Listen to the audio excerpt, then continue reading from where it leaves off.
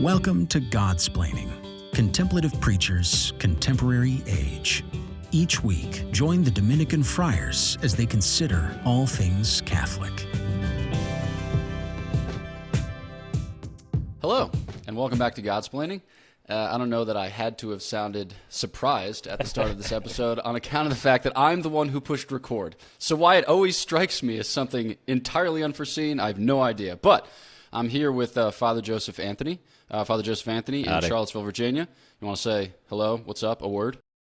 What's crack-a-lackin'? Yeah, I feel super fascinated at this setup right now because I'm looking like I'm recording from a basement in Afghanistan somewhere. And Greg, you're looking good, you know, good lighting. And then Matt, you're immaculate. My goodness, I'm so impressed. Well, the camera quality is immaculate. I don't know if what it's focused on is, but hey man, don't deflect, just own it. So we here on Godsplaining are doing our best to increase audio and video quality, and we thank you for the support that you've provided to make that happen. A couple of us are in the middle of moves right now, so I'm coming back from Switzerland, going back to Switzerland. Father Joseph Anthony, they just built a church, and his present office space is in a dumpster. Just kidding, but seriously. And then Father Patrick is moving, so we're all like oddsy-endsy. So thanks for your patience with our quality concerns. But no more of that. Let's welcome our guest for this month's Guestsplaining. We're happy to welcome on this episode of Pints with Godsplaining, on God with Pintsplaining, on Guestsplaining, Matt Fradd. Matt Fradd, what's up? How you doing? I'm doing very well. Am I coming through clear with the microphones? Oh, yeah. That's all sounding good? Okay, good. No, I'm doing fantastic. I'm having a really fantastic day, actually. It's been just lovely. Yeah. Hey. I'll leave it awesome. at that. Nice and cryptic. It's like, did you win the lottery, or do you have a bunch of scratchy lottery tickets in your pocket and you're anticipating the fact that you're going to win the lottery? Those are all the two options. Yeah, oh, nice. Okay. Yeah. So we thought on this episode that we would talk a little bit about community. The reason for which is this. Well, people are kind of coming back into the light out of the darkness after 15 months of COVID tide. And, in a certain sense, you just kind of get back on the horse or start again riding the bicycle that you hadn't forgotten how to ride. Right, what a helpful metaphor. But in another sense, too, it's weird because we've gotten accustomed to living life at a distance. So maybe just a way by which to meditate on our relationships, on our friendships, talk a little bit about community. So if you would, maybe just describe a little bit, maybe like some landmarks in your life because you have done some moving around, you've experienced community in a variety of settings. Maybe just give us a sketch. Grew up in a small country town in South Australia, became a kind of convinced Catholic when I was 17, had a conversion to our Lord, came back, just desperately wanted to be with people who love Jesus and wanted to do life together. Served with Net Ministries, which is a group that travels around running retreats for high school students, did that in Canada and Ireland. My wife and I got married, and I think it was because of that experience with Net and living with other people and doing life in common that has just we've always known it existed, and so it's hard to settle for anything less. And so January, we moved our family to Steubenville, Ohio, and couldn't be happier about it. Here's an example of community. Saturday, I texted one of my friends on my street and I said, "Hey, can I borrow your lawnmower?" I didn't get a text back right away, so I walked to another friend's house on the street, got their lawnmower, pushed it back, and when I arrived, I saw my other friend with his lawnmower. So now I got two lawnmowers on my front doorstep. And I think that's just kind of a cool way to illustrate how beautiful community can be, and at least is for us right now. It's all walking distance, so many good families. And I don't know, when I think of community, I think being able to show up on somebody's door with a bottle of wine and just impose yourself upon them, and they have the freedom to do the same. And that's coming from an introvert, so I love it. Boom. Maybe just talk a little bit about your experience with Net. So I think when people kind of try out these different evangelical groups or evangelical kind of mission-oriented partners, I suppose, there's this real emphasis on building communion, not only with the people to whom you address the gospel, but with the people with whom you address the gospel. So like you have a sense of the community of your team being an invitation to other people to join Christian community. And for you in a special way because, that's where you met Cameron. What's it like, community as the setting for welcoming others into community. What's your experience of that been like, and maybe some word about that?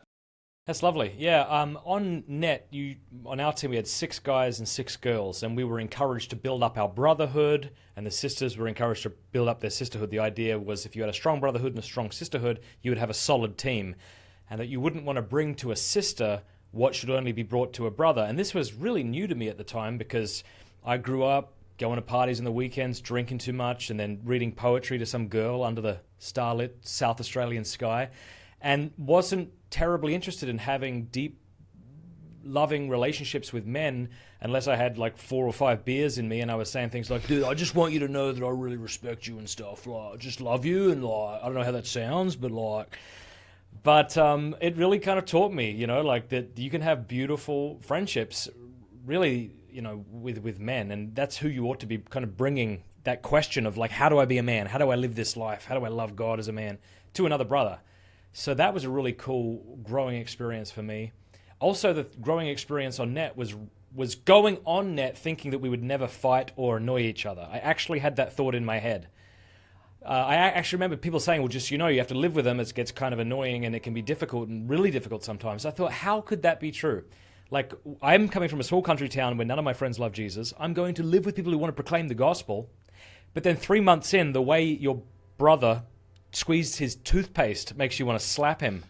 So that was difficult too. And then like growing through that, there being nowhere to go, nowhere to escape. And then seeing how through those difficult times, friendships can grow all the deeper. And so I've kind of carried that into living community here in Steubenville, where it's like you realize that it's not enough to have, I don't know, multiple friendly encounters. There has to be something of substance and even sometimes disagreement and adversity to kind of forge that relationship. But then on the flip side, sounds like I'm speaking out of the other side of my mouth now. There's no substitute for history. So, like, on the flip side, it's like I can't just have one profound conversation with you and you and I be really close friends. There is part of it where it involves just multiple mundane encounters where the two of you gradually come to know each other, and that bond becomes forged as well. So, in a day and age such as ours, a very secular day and age that's pushing all sorts of perverse things upon us, especially in this month, I think it's really important that we have good friends that we can pray for and pray with and do life with, and who, as a married man, my children can be around and look to them as good, loving husbands and fathers. Yeah, Matt, when you were talking about the like beautiful aspects of community where it's like, hey, you can just show up on their front porch and impose yourself into their life, but also vice versa. I think sometimes this expectation that community is just easy. It's just because we always like naturally click and it's super organic and just it hits the ground running. But I think that the strongest communities are those, like you were saying, that are kind of like built through kind of some aspects of conflict. But how is it that you can like enter into situations that are not naturally disposed to that or super organic, easy way of community? Like how is it that when you're in different areas that you can actually intentionally build community in that way? Yeah, before I answer that, I'm reminded of a line from Dostoevsky in The Idiot. He says something like, it's important to get to know people gradually, because otherwise they might do something that puts something in your mind about them that's not too easily dislodged, as it were. You know what I mean? Like, so if you met me on a day that I've just had 5 cups of coffee, or you've met me and I'm in a bad mood, I just don't really want to talk to people. Like, it's so easy for that first impression. You're like, oh, he's that kind of person, yeah. As opposed to kind of allowing that person the same grace that we would like other people to allow us, so we can sort of naturally unfold before them. So I've already had instances in Steubenville where I've encountered somebody, and I didn't say this in my head, but I had this feeling like, okay, so like we won't be friends, but already like this person I'm thinking of is one of my best friends here in Steubenville already. And so that's cool. As far as how to build community intentionally, one thing we did in Atlanta and San Diego before then is we would have monthly potluck nights.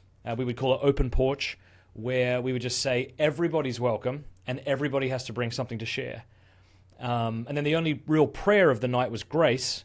And then we would all just sit around, have a drink, have a smoke, eat food, be merry. usually at the end of the night, if there's only a few people left, we might pray together more intentionally, say the rosary or something else. But that was really cool. I remember people being really shocked by that. Like, I can just come around every Thursday night or every first Thursday or every first Sunday. Yes, it's always on. You don't have to ask us. Just show up. If we're not home, like, use the back door. Come in. We don't care. So I've always really loved that. I think, like, I'm not really sure what I mean by this. Well, maybe I do. But love seems to create a space for another. Like, if you've ever known, like, a man and a woman who've been deeply in love and are very comfortable in each other's relationship, you just sort of feel brought into that. It creates a space, as it were. And that's something I would like us to replicate as a family, is just kind of welcome people in, that they can just come and be who they are. Now, that's ideally, and it doesn't always go great, but I mean, we've had, open porch nights with well over 100 people who are just showing up, and it's just, I love that. Now, I don't think everyone loves that. Yeah. But I do. So with respect to love creating a space, I think about that often sometimes when you're with couples. I had this experience in college. Sometimes you're with couples and the couples are like always touching each other / like looking into each other's eyes / being annoying. And you're like, I don't want to spend time with you ever again. But then sometimes you'd be with, like in college, you'd be with couples who are great. They just kind of like welcomed you into a conversation. You found that their relationship was a kind of invitation for you to be at ease and to enjoy their company. And I found that really delightful. And I think that's, I don't know exactly how it's related, but I feel like chastity is somehow related to that, insofar as the love is ordered, insofar as the love is open to life concretely in terms of, like children when you're married, but like just kind of like the lives of others. It kind of promotes the lives of others. It's better, as it were. And I'm thinking, so with respect to chastity, with respect to building community, you also do a lot of work, with Strive 21 and beyond that, giving talks about pornography. And then you just talked about, the struggles that a lot of men have with building, good male friendships. Maybe just like your thoughts on this idea of, so pornography addiction, growing in chastity, creating a space, like the opportunity for love. Men, I suppose, many of whom feel at sea when it comes to friendship. Like, What's the hope that lies in store for them? What's the hope that lies in store for who? Men who aren't used to having good male friends, or? Yeah. That in part. Yeah, but just like guys for whom this conversation is still a little bit like, I don't know. I think I think all men desire it. It's sad that we live in a day and age where all affection is sexualized. Yeah. And I know there's a lot of fear about the Amazon adopting or bringing in the new Lord of the Rings and what they'll do with that. It's like, does modern man know how to portray a loving friendship between men without sexualizing it? I guess we'll see. But I think it was done really well, obviously in Tolkien's masterpiece, but even in Jackson's trilogy, you just see this tremendous love and affection between two men, and a man who knows who he is and what he's about. I don't think is intimidated by that or easily put off by that. Maybe that's part of the fear we have for growing in strong male bonds, is that everything's sexualized, and that might be part of it. What was your question about pornography? Pornography with respect to, so I suspect that men revert to pornography because they're addicted to it, because they're exposed to it at a young age, in part because they don't think they can get over it, but also because they don't have an alternative to it, right? In the form of friendship, in the form of genuine community, in the form of others who kind of invite them, welcome them into a place of freedom, of human relationship. I don't know, like maybe just some of your experiences with people with whom you've chatted. Yeah, I think 10 years ago, if you were to listen to a Catholic, including myself, give a talk on pornography, you would have heard a lot of tips and tricks. Like move the computer into a high-trafficked area and get covenantized and make sure you never do this and be aware of your triggers, and all of that's still important. We should continue saying that today. But I think at least the conversations I'm in today with those who are helping people overcome pornography are going much deeper, right? Yeah. We're beginning to realize that when I turn to pornography, I'm seeking in this thing what I ought to be finding in Christ, my actual refuge. And so if I'm honest, I'm calling porn my refuge. And for many of us who grew up with pornography, to quote my friend Father Sean Kilcoley, it's become like a friend that I don't want to have to leave. My friend was there when my dad was angry with me as a kid, and he was with me through my parents' divorce. Not my parents' divorce, but people might think that. That they were with me when I was rejected in high school. Like, this friend of mine, pornography, was always there for me. And there's like a real grieving almost that has to happen, where you have to fire pornography and say, I don't need you, I don't want you anymore, and I need something else to fill that void.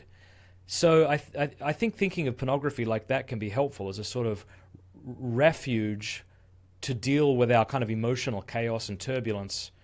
But I think when we're in kind of right relationship with others and they are helping to meet our needs and we are helping to meet their needs in that place of community, I think temptation to pornography is still going to happen, but it's a lot less enticing. I found that, especially with our college students, the men of our ministry and the men here at this university, they're not so much seeking pornography because of the intense pleasure. They're seeking it because of the desire for intimacy. And they find that, like, because this is the dealings with pornography and masturbation becomes really the only place of how they know how to deal with the intimate desires of their heart, then they struggle to overcome that unless they have a proper space with their male peers to start to overcome that and know that they have a support and structure with that. And I see it often with men that are starting to discern priestly vocations. I'll sit down with them and I'm like, hey, like, who else have you talked to about this? Oh God, nobody. I haven't talked to anybody. Because at the core, a priestly vocation is a movement of intimacy in the heart. And they've been trained the way you deal with intimate desires and intimate longings is in the shadows, alone, in isolation. And to like then try to pull that out is like actually how you deal with intimacy is in the community of fraternity and men to strengthen you. And so pornography has really just wreaked havoc on community. And once our men are starting to have freedom from that, then the fraternity and vocations, both to marriage and the priesthood, are just are cranking up because they have a proper place and know how to deal with the intimate desires of their heart. I'm reading Lord of the Rings right now, so I'm hearing everything through that lens. Yeah. But there's that beautiful part in the beginning of the Fellowship of the Ring where Gandalf's talking to Frodo about Gollum, and it talks about him going into the shadowy, dark places away from grass and tree and stick, where the ring ate his mind, and he found that there was nothing to find. There was nothing there. Just bitter remembering or something to that effect. And I think that's what pornography does. It promises us this world of joy and intimacy and ecstasy, and it gives us some of that initially, or else we wouldn't be tempted to it. But we just end up in a dark cave, bored and bloody miserable, and less just kind of in a shadowy world with shadowy brides. And that's no good place to live. And I don't think anyone sober would say they want to remain there.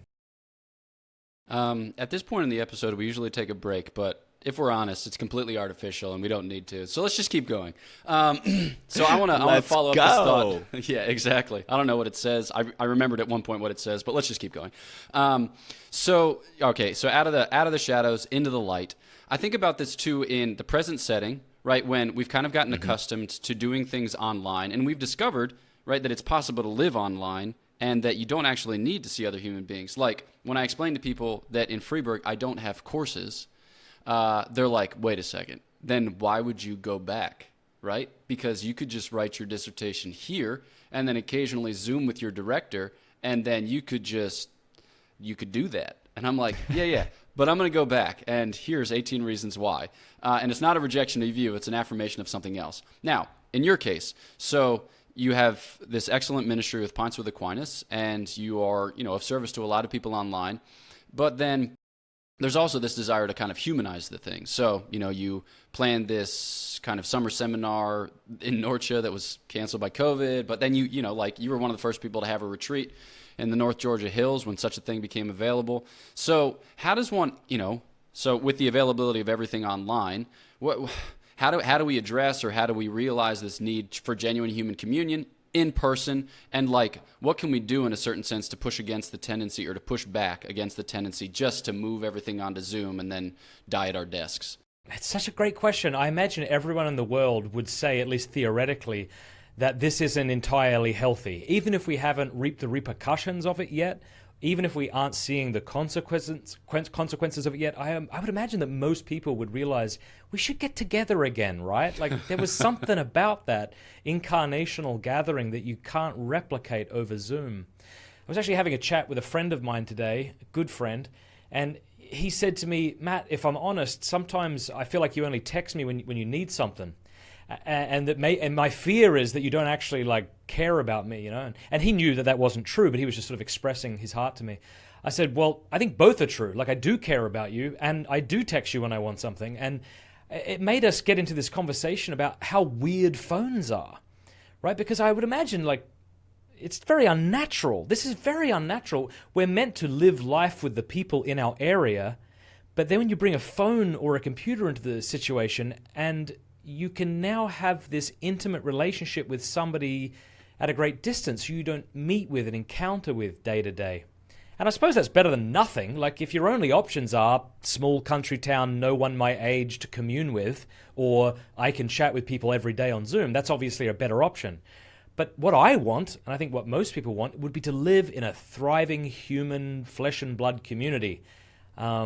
So here in Steubenville, we have what's called First Fridays. So the first Friday of every month, we have a massive street party downtown.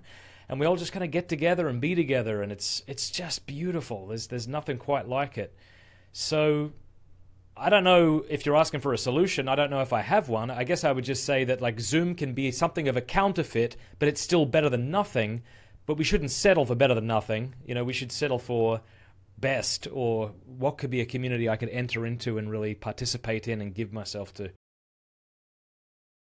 I remember when we got back to school, when the fall semester started after a summer of COVID and all that fun stuff, there were students that I would talk to, and they're like, it's so nice to be at Mass again. Like, Father, is it okay if I really hated live streaming Mass? I was like, yes, exactly, you should. They're like, but like, is it bad to hate that? I was like, no, because there's a difference between being connected and being present. And I think everybody was longing to be in the presence of the Lord. Now, it was good to be connected. It was in times where that was all we had, but it still didn't satisfy everything, because our hearts are made to be with one another and to be in each other's presence. And so I think when it comes to that communion, that there's this deep need as we're coming out of COVID and taking masks off and traveling, like, everybody wants to be with each other now, because we've experienced this total lack of forcing to only be connected but never be present in each other's presence, and how deeply we hunger for that, and we're made for that. Yeah, and even if we don't feel the sort of artificiality of Zoom, and we don't really understand what we're talking about right now, I still think you should try to be with people, because just because we're not detecting something within ourselves, like, no, I feel totally satisfied. I think the answer is, well, you shouldn't be. Like, you shouldn't be satisfied. Yeah. So if you are satisfied with Zoom masses and Zoom meetings and no face-to-face interaction, you're wrong to be satisfied with that. And even if I don't know why, I somehow know that that's true. So getting together with a friend or a couple is a lovely thing. This is why I'm a big fan of cigars, as Father Pine knows. I understand it'll give me throat cancer, but the other thing it does is that it forces me to sit down for an hour with a friend who must also sit there, because a cigar isn't fun walking. Unless you're like really addicted, you probably wouldn't do that. You know, you smack one down. There's something lovely about sitting with somebody and committing to a time of just communing. A cigar does that, beer does that. Of course other things do that. Board games do that. Cups of tea do that. But it's so sad that we're talking like this. Like, man, we suck. We suck. Our ancestors would be shaking their heads like, what the hell is he talking about? So here's a question. All right. So I think a lot of people are in they're in the kind of circumstances where much of their lives will be, through Zoom, and they don't have any choice in the matter. It's like the company realized over the course of the last 15 months that they can basically produce at just as good a clip, and then they don't have to pay for office space. So congratulations, you're working from home, you're working from a coffee shop. See you once every 3 months when we get together for a community I've got the perfect answer for this. All right. So the question is, how do you humanize? I'm thinking about you in terms of like Pints with Aquinas. So you could Zoom with everybody under the sun, but you have people into the studio. It's important to you to like meet with them insofar as that's possible, stuff like that. So how do you humanize when everyone else seems content to drift? Well, I think here's an answer to this. If you are working for a company that has realized that you no longer need to be in the office necessarily and you can do a lot of your work online, move to Steubenville. Move to run-down, broken-down drug addicts and prostitutes and Scott Hahn not hanging out together. But like, wait, one of these three is not like the other? Come and be here and live here, or find some community to go be a part of. I mean, in a way, that's kind of liberating. You don't have to be stuck in that one place where you have to drive 40 minutes to a friend's house and 30 minutes to Mass and an hour through traffic anymore. Okay, then find a solid Catholic community where you can come and plant yourself and commit yourself until death, and then do community with them while you do your Zoom things in the office hours. But yeah, for Pints with Aquinas, we're really getting to the point now where I don't really do online interviews anymore. We're trying to schedule out all of next year, so we're flying somebody in almost every week so that we can just sit in person and talk. There's no substitute for that. There's not.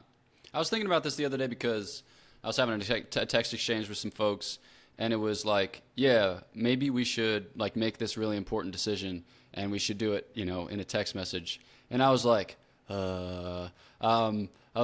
maybe not, because I can't hear the tone of your voice, and you can't hear the tone of my voice, and the chances of us kind of upsetting each other without even realizing it or trying to do so are decently high. And it strikes me like this is the type of thing that should be, chatted through and determined in person.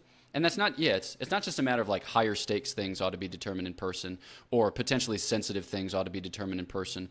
But it's just like human things ought to be determined in person.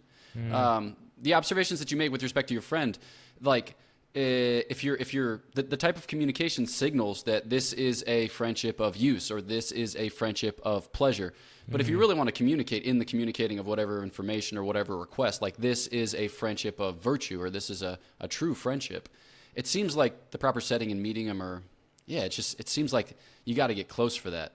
I don't know exactly. Yeah. What's interesting is I think one argument in favor of the fact that we ought to be together is the fact that no one who's doing a meeting these days seems to be okay just doing a phone meeting. Like, we're all doing Zoom. So why is it that we need that additional thing? Why do I need to see you if I can just hear you? If I hear you, I can do it in the car. I can do it while I'm running errands. It's almost like we want to make it as natural as possible. So one way to make it as natural as possible is actually to try to meet with a flesh and blood human being. And so that's interesting. That's, yeah. Yeah. No, I guess there used to be a genre for that, like the voice call. But now voice call is interpreted as a rejection of the video call. Yeah. It's like, if I do a voice call with you, it's because I'm folding my laundry and I don't want you to see that. If I'm doing a voice call for you, that's like because I'm in the car and I'm driving from A to B, and if I were to do video, then I would end up in a fiery wreck. It's like, it's fascinating. It is. Yeah, so there's a movement in that direction. Well, every year I take a month off of the internet, and that's coming up this August, and that's just a way for me to, I don't know, I think I have a real love-hate relationship with technology, and I just get so excited about this month off. I've been doing it for 3 years now. The last day of July, I literally give my phone away, give my computer away, have someone change the password because I have no self-control on my desktop, and then get a dumb phone and just spend a month just reading and walking and trying to remember what it was like to live that way. And I just find that so incredibly rehabilitating. And I understand that most people can't do that, and that really is a luxury and a blessing in my life. I mean, I got to work my butt off through July to have there be enough shows to release in August. But, I just fail to see how people can't incorporate something like that into their week. Like, leave the phone at the office or leave it somewhere over the weekend. And that's just something I've been doing more and more, fully aware that I'm going to be upsetting people, or people will be texting me and they will be wondering why I did not get back to them. And I don't want them to be upset. I don't want them to be offended. And it's really nothing personal, but I would rather offend them and be present to my family than for my family to feel neglected while I check my email for the 5th time when I ought to be playing Legos with my son, so that you feel validated, who lives 100 miles away and who I chat with, a couple of times a year or a month. Like, you aren't as important to me as my family. So why am I treating you that way? People text each other today like they're in the same room as each other today. So you text me and say, hey, how are you? And then your phone tells you whether I've read that or not. And if you see that I've read it, you're offended if I don't reply to you in the same time frame that I would if you were in the room with me. This is insanity. Am I the only one who realizes this is insane? We shouldn't be bloody living like this. Anyway, that's how I feel. There you go. So the episode. Am I honest question though? Because I do sometimes think I'm insane here, because I don't see people with the same outrage that I seem to have about this technologically obsessed culture. Do you not feel that way as well? You can say no. I feel that way. No. I do feel that way in certain part, because I think of the phone is in large part it is a tool for my convenience. Right, but it's connected to tools for your convenience, you being persons A, B, C, D, E, and F. And I think it's in the process of that interconnectivity that things get somewhat ambiguous, like expectation-wise. Because this is for my convenience, but it's hooked up with a thing that's for your convenience. And you're interacting with your device for your convenience. I'm interacting with my device for my convenience. And it's like, so we kind of have to establish the grounds on which we meet. And I think for you to say what you said, helps you to establish those grounds with your friends. It's like, when I say my convenience, I mean like this is entirely subordinate to my family life. When I say that, it means something different, because I don't have 4 kids and I no longer play with Legos. I play with puzzles. Just kidding, but seriously. Just in quarantine. So yeah. That's fascinating, Father. That's really, really insightful. I'm gonna have to think about that more. Yeah. I mean, but see, the other thing is like how technology changes the way we communicate, obviously. So I remember last year I went down from a smartphone to one of these light phones. I lasted a month and I had to go back. And I think the reason for that, one thing I didn't realize upon getting the light phone, is that many people text instead of calling. And so they will text paragraphs to you, and unless you have comparable technology, you cannot, with as the same amount of ease, text paragraph answers back. So here I am with this dumb phone. It takes me 5 minutes to write a word, and you've just asked me, hey, how's it going? What are you up to today? Like, how's Cameron, my wife, how's she doing? Call me or something, So it's like, I don't know, like at some point I don't want to have to be a slave to the advancement of technology. And again, I don't want to offend people, and I want people to reach out to me. I'm always gratified to hear from people, and there can certainly be an element of selfishness in that as well, I suppose. If I want this for my convenience, I can ask you something whenever I want, but I don't reciprocate. But I just know the experience of being with my family and wondering whether I got that email yet. And even if I don't go and get my phone, my brain is now divided between what I ought to be focused on and what I don't need to be focused on. And I don't have the same... Actually, I take that back. I don't think I'm special. I think most of us don't have the kind of self-control to deal with that. And so I think putting like real significant barriers in between technology and those people we wish to do life with is important. And I'm probably not doing it nearly as much as I ought to be. Yeah, they've done sociological studies like if a phone is on the table at which persons are conversing, like the quality of that conversation, is reduced by a factor of whatever, 35%. Made up numbers, 100%. But statistics, statistics are just that way. You can just say whatever the heck you want and then just say like more or less. So yeah, on account of the fact that when a phone is introduced, there's another person present, and that person is just a clamorous source of demands. That person is a sea of infinite needs. Because the internet's a place, and it's a place containing people, and those people are all available insofar as they make themselves such. So, yeah, maybe just kind of by way of rounding out the scoring and bringing it back, like community, right? Community is a thing that's ordered hierarchically, not in the sense of like the people on the top are there to oppress the people on the bottom, but in the sense that like there are communities that are more principled, there are communities that are more important. In your case, that of God and family.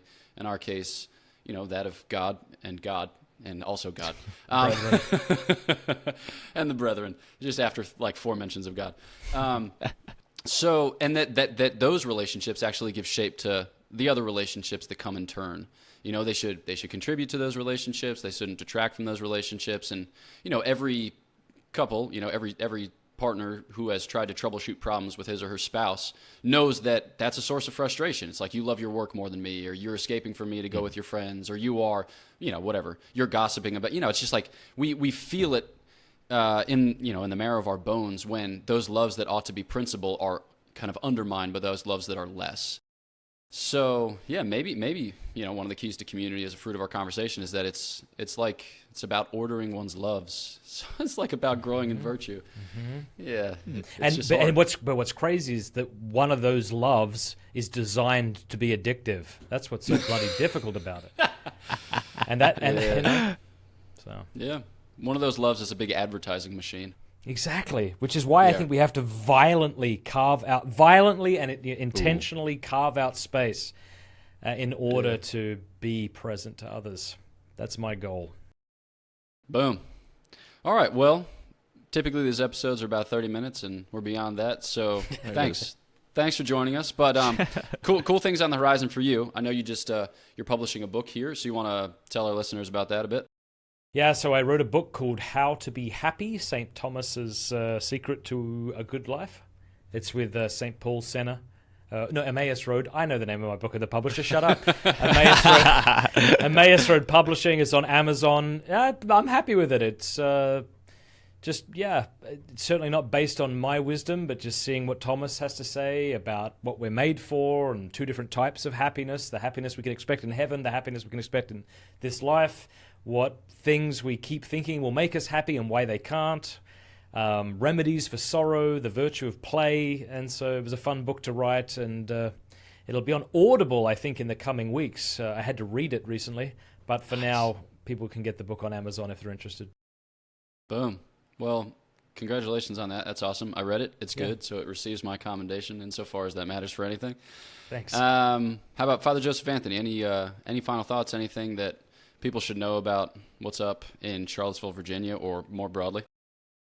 No, I mean, as far as what's happening here is, like, as we move out, I just did a 2 weeks worth of travel, and it was so good to be able to, like, start traveling again. But it also opened my eyes to, like, yeah, we're coming out of COVID, and I think we're actually coming out stronger because we, looking at our parish and how many new families are coming out and how excited people are to be together again, be together in communion, worshiping God, to travel across the country just to be with each other. Like, I think there's an excitement about, maybe reprioritizing and getting back to the basics in real sense. So yeah, we're coming out of it all, but I think, if we continue to learn and grow, we're going to come stronger and build each other up in that. So I'm excited for all of that. Boom. Building up stronger. Let's go.